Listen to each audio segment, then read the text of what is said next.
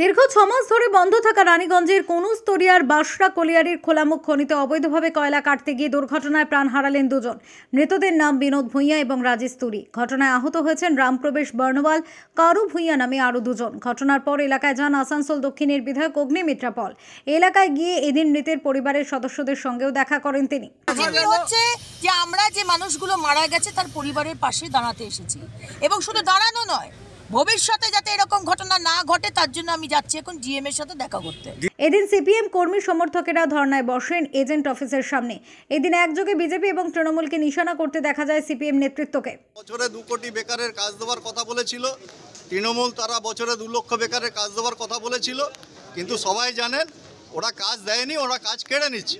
Naturally হচ্ছে সাধারণ মানুষের জীবন জীবিকা এখন বিপন্ন।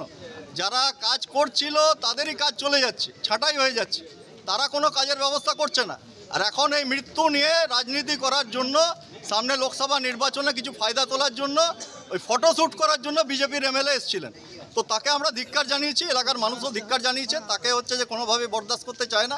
একটা জনপ্রতিনিধির একটা ইতিবাচক ভূমিকা থাকার দরকার, সেই ইতিবাচক ভূমিকা উনি কোনো গ্রহণ করেনি। কোনো শিল্প কারখানা যেমন বিজেপি করেনি, এ রাজ্যে তৃণমূলও করেনি। স্বাভাবিকভাবে তাদের এখানে আসার কোনো ব্যাপারই নেই। এদিন তৃণমূলের পক্ষ থেকেও আন্দোলন চালানো হয় ক্ষতিপূরণের দাবিতে। ঘটনাস্থলে যান তৃণমূলের জেলা সভাপতি নরেন্দ্রনাথ চক্রবর্তী।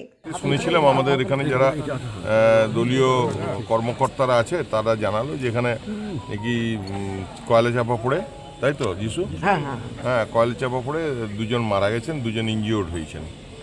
পরে পুলিশের কাছে খবর পেলাম, পুলিশ উদ্ধার করে তাদের বডি রিকভারি করেছে এবং 2 জনকে হসপিটালাইজ করেছে।